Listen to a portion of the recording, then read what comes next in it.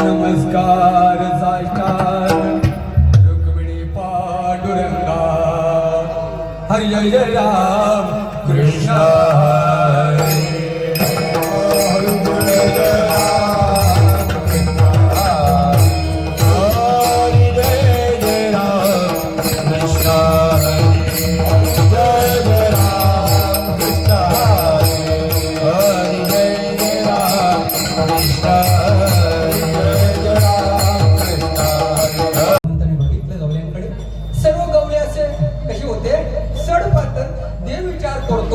माझा अवतार झाला कशासाठी तर राक्षसांचा वध करण्यासाठी आणि मला ज्यांच्या संगतीने या ठिकाणी त्या राक्षस विजय प्राप्त करायचा आहे कोणा संगतीनं गोपालांचे बरं ते मला ठेवायची नाहीये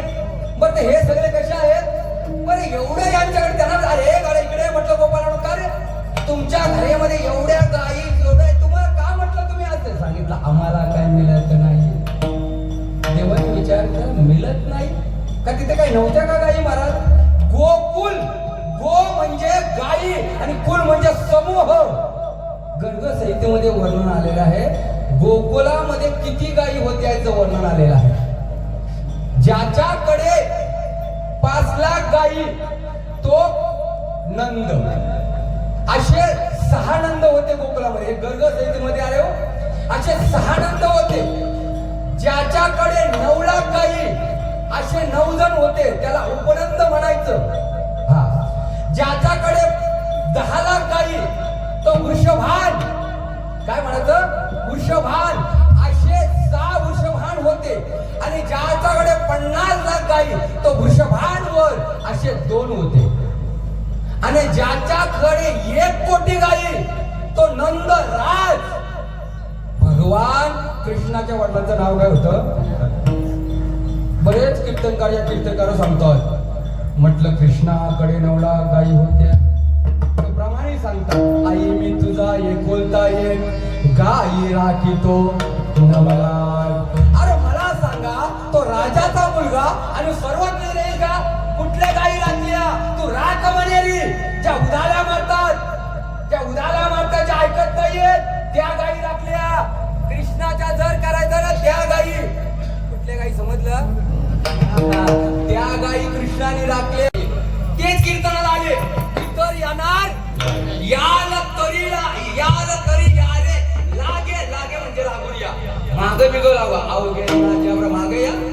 पुढे चालायचं देवायचं नाहीये आता का चालायचं पुढे मी आपल्याला सांगेन यार तरी यारे लागे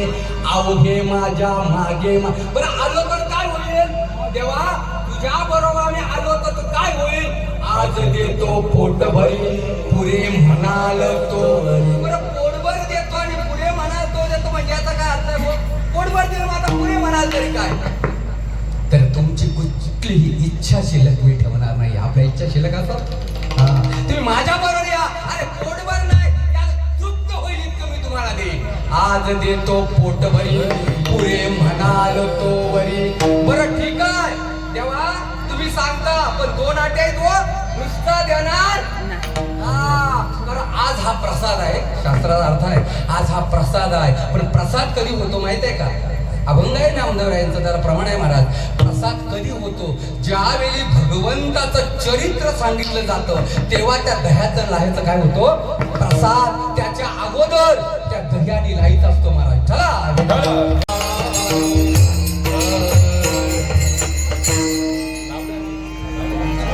यार तरी यारे नारे यार तरी यारे नारे यार तरी यारे